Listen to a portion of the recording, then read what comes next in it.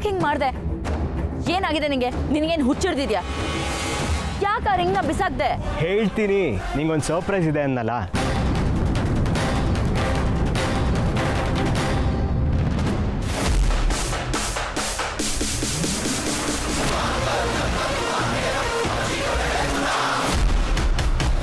Diamond ring.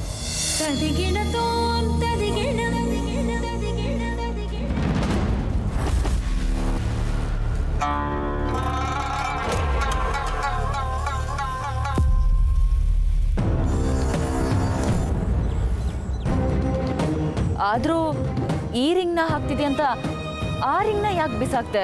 Come on Divya, ನಾನು ನಿನಗೆ ಲಕ್ಷ ಲಕ್ಷ ಬೆಲೆ ಬಾಳೋ ಗಿಫ್ಟ್ಸ್ ಕೊಡ್ಸಿದ್ದೀನಿ.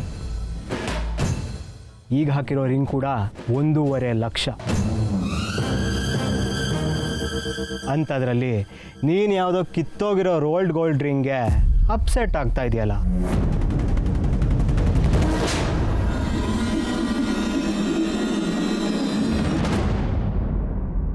ಆದರೂ ಅದನ್ನ ನಾನು ತುಂಬ ಇಷ್ಟಪಟ್ಟು ತೊಗೊಂಡಿದ್ದು. ನಾನು ಇಷ್ಟಪಟ್ಟೆ ಕೊಟ್ಟಿದ್ದು ಅಂತ 100 ರೋಲ್ಡ್ ಗೋಲ್ಡ್ ರಿಂಗ್ ಕೊಡಿಸ್ತೀನಿ ಬಿಡು, ಅದೇ ಏನು ಬೇಕಾಗಿಲ್ವಲ್ಲ.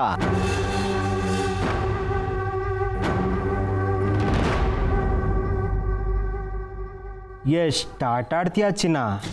ಸತ್ಯ ಗೊತ್ತಿದ್ದು ಸುಳ್ಳನ್ನು ಕೇಳೋದ್ರಲ್ಲೂ ಒಂಥರ ಮಜಾ ಇದೆ.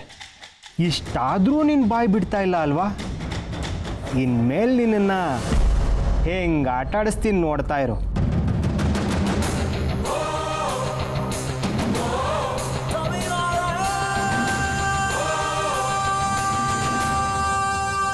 ದಿವ್ಯಾ, ನಿಂಗೆ ಎಂಗೇಜ್ಮೆಂಟ್ ಆಗಿದೆ.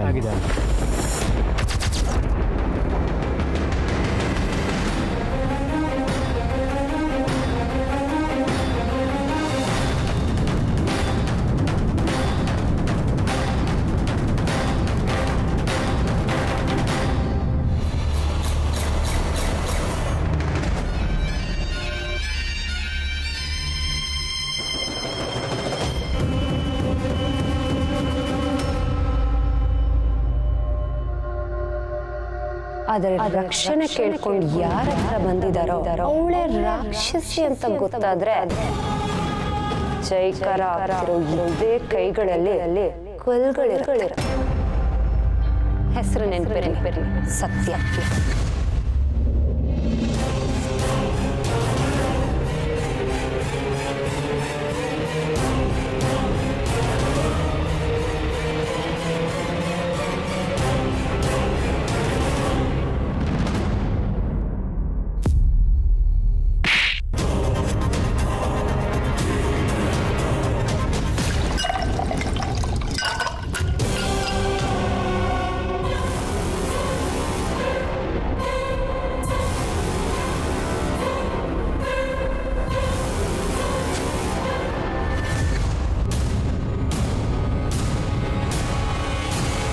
ಶಿವು, ಮೇಡಮ್ ತೊಟ್ಟವ್ರಿಗೆ ಫೋನ್ ಮಾಡಿ.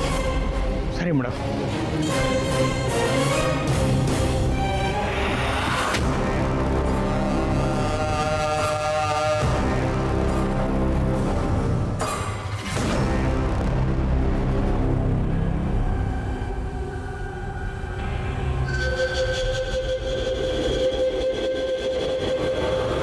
ನನಗೆ ಇಲ್ಲಿವರೆಗೂ ಬರೋ ಅವಕಾಶ ಸಿಗುತ್ತೆ ಅಂತ ನಾನು ಅಂದ್ಕೊಂಡೇ ಇರಲಿಲ್ಲ ದೊಡ್ಡವರೇ. ನಾನು ನಿಮ್ಮ ಬಗ್ಗೆ ತುಂಬ ಕೇಳಿದ್ದೆ. ನನ್ನವರೆಗೂ ತಲುಪಿಸೋ ತೊಂದರೆ ನಿಮ್ಗೆ ಯಾಕೆ ಅಂತೇಳಿ ನಾನೇ ಬಂದ್ಬಿಟ್ಟೆ ದೊಡ್ಡವರೇ. ಏಯ್,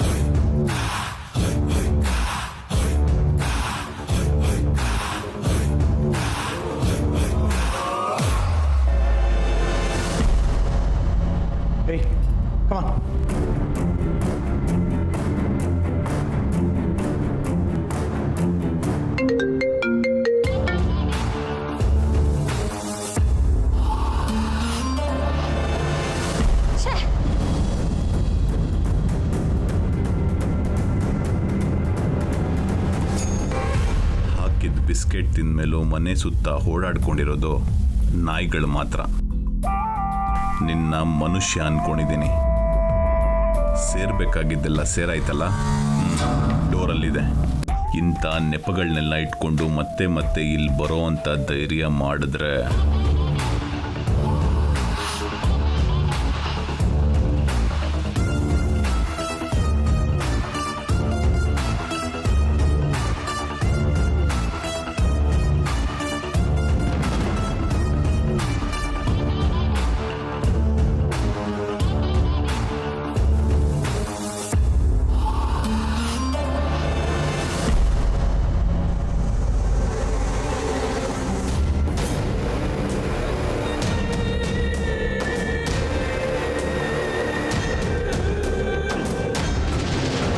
ಮೀಡಿಯಾ ಮುಂದೆ ನಿಂತು ನಮ್ಮ ಪ್ರೀತಿಯ ಚಿದಗ್ನಿ ಬಾಯಿ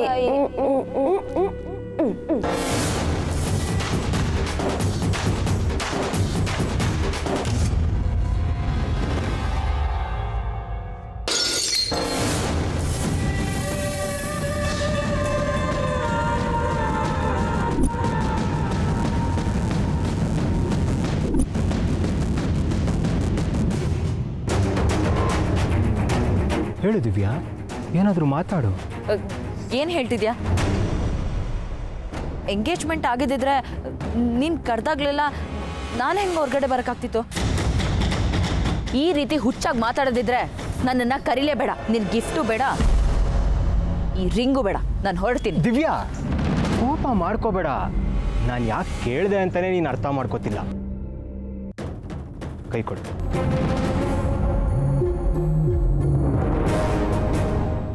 ನಾನು ನೀನು ಪ್ರೀತಿಲಿ ಇಷ್ಟೊಂದು ಎಂಗೇಜ್ ಆಗಿದ್ದೀವಿ ಅಂದರೆ ನಮಗೆ ಎಂಗೇಜ್ಮೆಂಟ್ ಆಗಿದೆ ಅಂತ ತಾನೇ ಅರ್ಥ. ನಾನು ಆ ಅರ್ಥದಲ್ಲಿ ಹೇಳಿದ್ದು.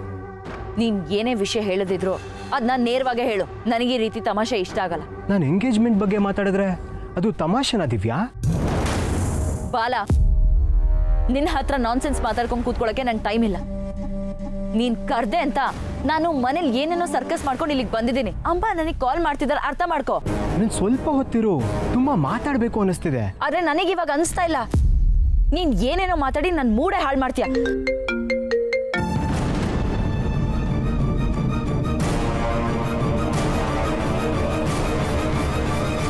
ನೋಡು, ಪದೇ ಪದೇ ಅಮ್ಮ ಕಾಲ್ ಮಾಡ್ತಾನೆ ಇದ್ದಾರೆ.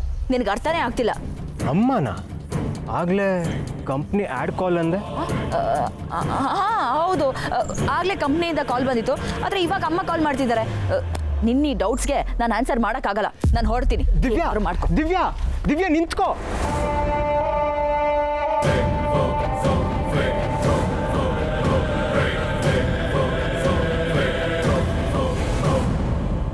ಎಷ್ಟು ಸತಿ ಫೋನ್ ಮಾಡಿದ್ರು ಯಾಕೆ ಕಾಲ್ ಪಿಕ್ ಮಾಡ್ತಾ ಇಲ್ಲ? ಓ, ಮೋಸ್ಟ್ಲಿ ಬ್ಯುಸಿ ಇರ್ತಾರೆ ಅನ್ಸುತ್ತೆ. That's okay. ಪದೇ ಪದೇ ಕಾಲ್ ಮಾಡಿ ಹಿಂಸೆ ಕೊಡ್ತಾ ಇರಬಾರ್ದು. ನನ್ನ ಮಿಸ್ ಕಾಲ್ ನೋಡಿ ಅವರೇ ಕಾಲ್ ಮಾಡ್ತಾರೆ. ಆವಾಗ ಜಾಸ್ತಿ ಹೊತ್ತು ಮಾತಾಡ್ಬೋದು.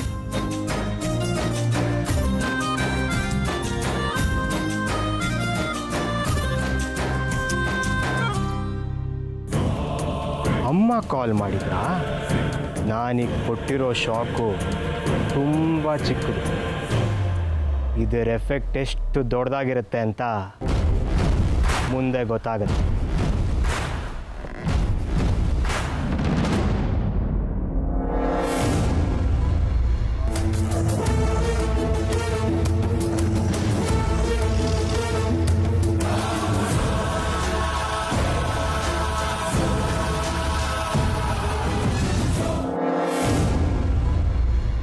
ಈ ರಿಂಗನ್ನು ಎಸ್ದೆ ಅನ್ಕೊಂಡ್ಯಾ?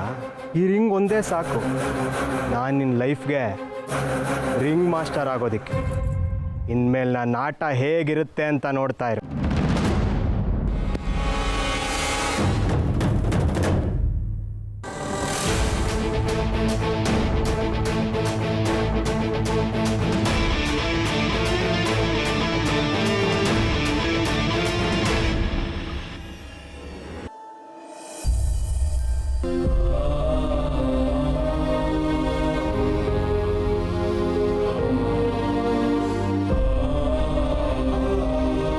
ನೋಡಿದ್ರ ಈ ಮನೇಲಿ ಏನೇನೆಲ್ಲ ಆಗ್ತಿದೆ ಅಂತ. ನಿಮ್ಮ ಮಗಳನ್ನ ಮನೆಯಿಂದ ಆಚೆ ಹಾಕಿದ್ದಕ್ಕೆ ನಿಮಗೆ ಕೋಪ ಬಂದಿದೆ ಅಂತ ನನಗೆ ಗೊತ್ತು. ಆದರೆ ಅಷ್ಟೇ ಕೋಪ ನಿಮ್ಮ ಮೇಲೆ ನನಗೂ ಇದೆ. ಇವತ್ತು ಸತ್ಯ ಹೀಗಿರೋದಕ್ಕೆ ನೀವೇ ಕಾರಣ.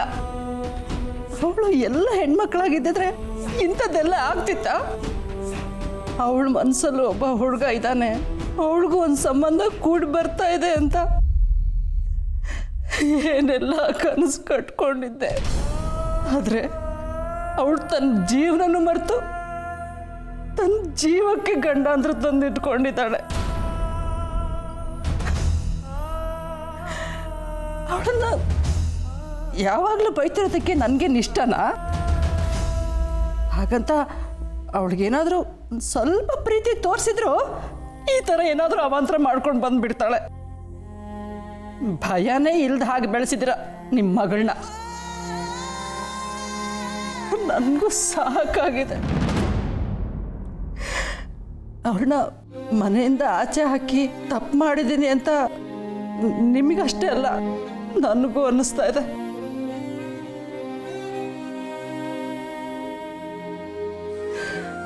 ಆದರೆ ಈಗಿರೋ ಪರಿಸ್ಥಿತಿಲಿ ನನಗೆ ಬೇರೆ ದಾರಿ ಕಾಣ್ತಿಲ್ಲ ರೀ.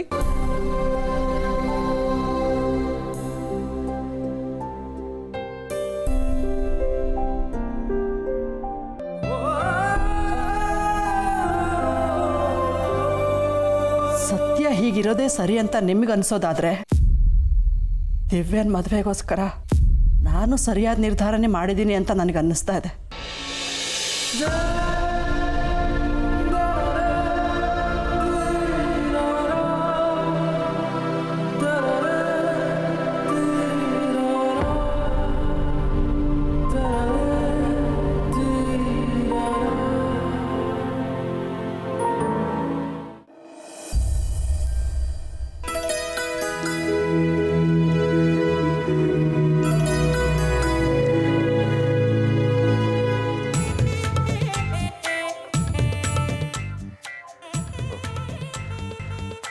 ಚಿಕ್ಕಪ್ಪ, ನಾನು ನಿಮ್ಮ ಜೊತೆ ಸ್ವಲ್ಪ ಮಾತಾಡಬೇಕು.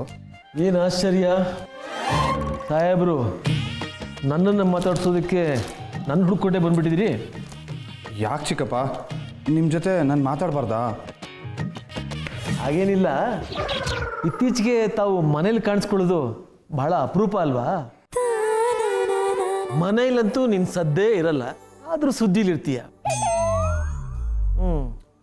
ನಾವೆಲ್ಲ ಹುಡುಕಿರೋ ಸಿಗದಿರೋ ನೀನು ಇವತ್ತು ಈ ಚಿಕ್ಕಪ್ಪನ ಹುಡ್ಕೊಂಡು ಇಲ್ಲಿವರೆಗೂ ಬಂದಿದೆಯಾ ಅಂದಮೇಲೆ ಏನೋ ಮುಖ್ಯವಾದ ವಿಷಯ ಇರಲೇಬೇಕು. ಏನು ವಿಷಯ? ಆಫೀಸ್ನಲ್ಲಿ ಏನಾದರೂ ಇಶ್ಯೂಸಾ? ಚಿಕ್ಕಪ್ಪ, ಆಫೀಸ್ ವಿಷಯ ಮಾತಾಡೋದಾಗಿದ್ರೆ ನಾನು ಆಫೀಸಲ್ಲೇ ಮಾತಾಡ್ತಿದ್ದೆ ಅಲ್ವಾ? ಓಹ್, ಮನೆ ವಿಷಯ ಮಾತಾಡೋದಕ್ಕೋ? ಅದಲ್ಲ ಚಿಕ್ಕಪ್ಪ. ಆಫೀಸ್ ವಿಷಯನೂ ಅಲ್ಲ, ಮನೆ ವಿಷಯನೂ ಅಲ್ಲ, ಮನಸ್ಸಿನ ವಿಷಯ ಮಾತಾಡೋದು. ಎಕ್ಸಾಕ್ಟ್ಲಿ ಚಿಕ್ಕಪ್ಪ. ಆ ಜನ್ರೇಷನ್ ಅವ್ರ ಜೊತೆ ಆ ಜನ್ರೇಷನ್ ಅವ್ರ ಥರನೇ ಯೋಚನೆ ಮಾಡ್ತಿರಲ್ಲ, ಅದಕ್ಕೆ ಇದು ಬೆಸ್ಟ್ ಅನ್ನೋದು. Cool cool cool. ಈಗ ತಮಗಿರೋ ಸಮಸ್ಯೆ ಏನು? ತಾವು ಯಾವ ವಿಚಾರ ಮಾತಾಡೋದಕ್ಕೆ ನನ್ನ ಹತ್ರ ಬಂದಿದ್ದೀರಿ? ದಿವ್ಯನ ಭೇಟಿಯಾಗೋದಕ್ಕೆ ಏನಾದರೂ ಹೋಗ್ತಾ ಇದ್ದೀರಾ? ಅಯ್ಯೋ ಚಿಕ್ಕಪ್ಪ, ಹಾಗೇನಿಲ್ಲ. ನನಗಿವಾಗ ಯಾವ ಸಮಸ್ಯೆನೂ ಇಲ್ಲ. ಇರೋದೇನಿದ್ರು ಒಂದು ಚಿಕ್ಕ ಡೌಟ್ ಅಷ್ಟೇ. ಡೌಟಾ? ಡೌಟು. ಆಯ್ತಾಯ್ತು, ಹೇಳು, ಅದೇ ನಿನ್ನ ಡೌಟು. ಚಿಕ್ಕಪ್ಪ, ಈ ಲವ್ಗೂ ಫ್ರೆಂಡ್ಶಿಪ್ಗೂ ಕರೆಕ್ಟಾಗಿ ಏನು ವ್ಯತ್ಯಾಸ? ಲವ್ವಲ್ಲಿ ಫ್ರೆಂಡ್ಶಿಪ್ ಇರಲ್ವೋ ಅಥವಾ ಫ್ರೆಂಡ್ಶಿಪ್ಪಲ್ಲಿ ಲವ್ ಇರಲ್ವೋ? ಇದನ್ನ ಯಾಕೆ ನನ್ನ ಹತ್ರ ಕೇಳ್ತಾ ಇದೀಯಾ? ನನಗಂತೂ ಹೆಚ್ಚು ಫ್ರೆಂಡ್ಸು ಇಲ್ಲ, ನಾನು ಲವ್ವೂ ಮಾಡಿಲ್ಲ. ಸುಮ್ಮನಿರಿ ಚಿಕ್ಕಪ್ಪ. ಅಪ್ಪನ ಮದುವೆ ಟೈಮಲ್ಲಿ ನೀವು ಚಿಕ್ಕಿ ಕಾಳು ಹಾಕಿ ಅವ್ರನ್ನ ಪಟಾಯಿಸ್ಕೊಂಡಿದ್ದು ನನಗೆ ಗೊತ್ತಿಲ್ವಾ? ಈ ಸಾಹಸದಲ್ಲಿ ನಿಮ್ಮ ಫ್ರೆಂಡ್ಸ್ ನಿಮಗೆ ಸಾಥ್ ಕೊಟ್ಟಿರೋದು ನನಗೆ ಗೊತ್ತು. ಸೊ ಫ್ರೆಂಡ್ಶಿಪ್ಪು ಲವ್ವಲ್ಲಿ ನಿಮಗೆ ಬೇಜಾನ್ ಎಕ್ಸ್ಪೀರಿಯನ್ಸ್ ಇದೆ ಅಂತನೋ ನಮಗೆ ಗೊತ್ತು. ಇದೆಲ್ಲ ನಿನ್ಗೆ ಯಾರೋ ಹೇಳಿದ್ದು? ಅದು ಟಾಪ್ ಸೀಕ್ರೆಟು. ಬೆಕ್ಕು ಕೂಲಿಂಗ್ ಗ್ಲಾಸ್ ಹಾಕೊಂಡು ಹಾಲು ಕುಡಿದಿದ ತಕ್ಷಣ ಜಗತ್ತು ಕಣ್ಣಿಗೆ ಮಾಸ್ಕ್ ಹಾಕೊಂಡಿರಲ್ಲ ಚಿಕ್ಕಪ್ಪ. ಅದು ನಿಜ ಅನ್ನೋ. ನಾನು ಎಲ್ರಿಗೂ ನಂದು ಅರೇಂಜ್ ಮ್ಯಾರೇಜ್ ಅಂತಲೇ ನಂಬಿಸಿದ್ದೀನಿ. ಎಲ್ಲರೂ ಹಾಗೆ ತಿಳ್ಕೊಂಡಿದ್ದಾರೆ. ನಮ್ಮ ಅಣ್ಣನ ಮ್ಯಾರೇಜಲ್ಲಿ ನೀನು ಹುಟ್ಟಿರೋಕ್ಕೆ ಸಾಧ್ಯ ಇಲ್ಲ. ಯಾವ ಸೈಕಲ್ ಗ್ಯಾಪಲ್ಲಿ ಇದನ್ನೆಲ್ಲ ತಿಳ್ಕೊಂಡೆ? ಚಿಕ್ಕಪ್ಪ ಇವಾಗ ಇದೆಲ್ಲ ಬೇಕಾ? ನನ್ನ ಡೌಟ್ ಕ್ಲಿಯರ್ ಮಾಡಿ ಅಂದರೆ ನಿಮ್ಮ ವಿಷಯ ಕ್ಲಿಯರ್ ಮಾಡ್ಕೋತಾ ಇದ್ದೀರಲ್ಲ. ಏನು ನಿನ್ನ ಡೌಟು? ಫ್ರೆಂಡ್ಶಿಪ್ಪಲ್ಲಿ ಲವ್ ಇರುತ್ತಾ, ಲವ್ವಲ್ಲಿ ಫ್ರೆಂಡ್ಶಿಪ್ ಇರುತ್ತಾ? ಅಷ್ಟೇ ತಾನೆ ಕಂದ? ನನ್ನ ಪ್ರಕಾರ ಎರಡರಲ್ಲಿ ಎರಡೂ ಇರುತ್ತೆ. ಸ್ನೇಹದ ಮುಂದಿನ ಹಂತನೇ ಪ್ರೀತಿ. ಲವ್ವಲ್ಲಿ ಸಣ್ಣ ಸ್ವಾರ್ಥ ಇರುತ್ತೆ. ನಾವು ಪ್ರೀತಿಸೋರು ನಮ್ಮವರು ಮಾತ್ರ ಆಗಿರಬೇಕು ಅನ್ನೋ ಪೊಸೆಸಿವ್ನೆಸ್ ಅದು. ಆ ಸ್ವಾರ್ಥ ಪ್ರೀತಿಸೋರಿಗೆ ಕಷ್ಟ ಆದರೂ ಇಷ್ಟ ಆಗುವಂಥದ್ದು.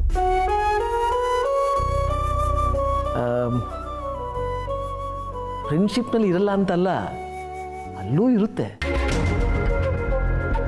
ಆದರೆ ಪ್ರೀತಿ ಮಾಡೋರಿಗೆ ನಾವು ಎಲ್ಲಿ ಯಾವುದಾದ್ರೂ ಕಾರಣಕ್ಕೆ ಬೇರೆ ಆಗಿಬಿಡ್ತೀವಿ ಅನ್ನೋ ಇನ್ಸೆಕ್ಯೂರಿಟಿ ಇರುತ್ತೆ.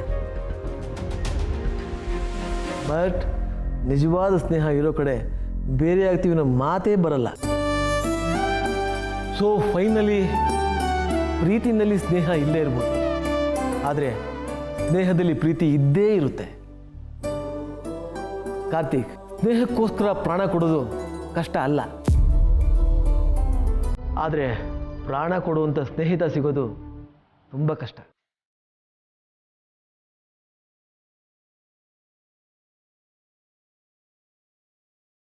ಸೂಪರ್ ಚಿಕ್ಕಪ್ಪ, ನೀವು ನನ್ನ ಮನಸ್ಸಲ್ಲಿ ಇದ್ದದನ್ನೇ ನೀವು ಮಾತಲ್ಲಿ ಹೇಳಿದ್ರಿ. ಹೌದೌದು, ಇದೆಲ್ಲ ನಿನ್ನ ಮನಸ್ಸಿನಲ್ಲಿ ಇರಬೇಕಾದ್ದೇ.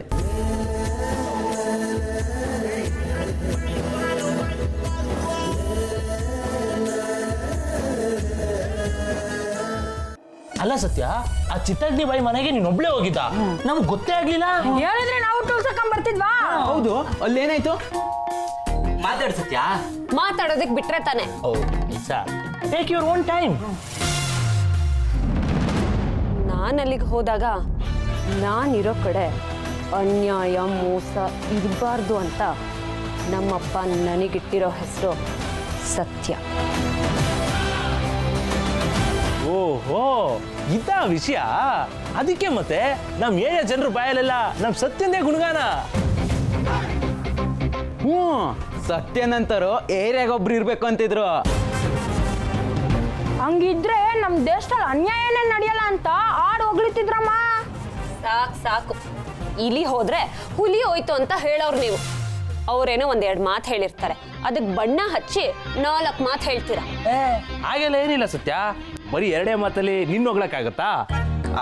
ಅದ್ ಬಿಡು, ಆ ಚಿತ್ತಗ್ನಿ ಬಾಯಿ ಆಡೋ ನಾಟಕಗಳಿಗೆ ನಮ್ ಜನಗಳೇ ಮರಳಾಗಿ ಅವಳಿಗೆ ಸಪೋರ್ಟ್ ಮಾಡ್ತಾರೆ, ಅವಳನ್ನೇ ನಂಬ್ತಾರೆ. ಅಂಥದ್ರಲ್ಲಿ ನೀನು ಅವ್ರಗಳನ್ನೇ ಕರ್ಕೊಂಡು ಹೋಗಿದ್ದ. ಅದೇ ಆ ಜನಗಳ ಮುಂದೆ ನೀನು ಅವಳಿಗೆ ಅವಾಜ್ ಹೆಂಗಾಗ್ತದೆ ಅಂತ ನೋಡ್ರೋ, ಕಲ್ಲಲ್ಲಿ ಹೊಡೆದ್ರು ಕಲ್ ಕಾಣ್ದಿರೋ ಹಾಗೆ ಶಾಲ್ ಸುಕ್ಕೊಂಡು ಹೊಡೆದ್ರೆ ನೋಡ್ತಾ ಇರೋ ಜನರಿಗೆ ಶಾಲ್ ಹಾಕ್ತಾ ಇದ್ದೀನಿ ಅಂತಾನೇ ಅನ್ಸುತ್ತೆ. ಆದ್ರೆ ಹೊಡಿಸ್ಕೊಂಡವ್ರಿಗೆ ಸರಿಯಾಗಿ ಏಟು ಬೀಳತ್ತೆ. ಈ ಟ್ರಿಕ್ಕೆ ಅಲ್ಲಿ ವರ್ಕ್ ಆಗಿದ್ದು.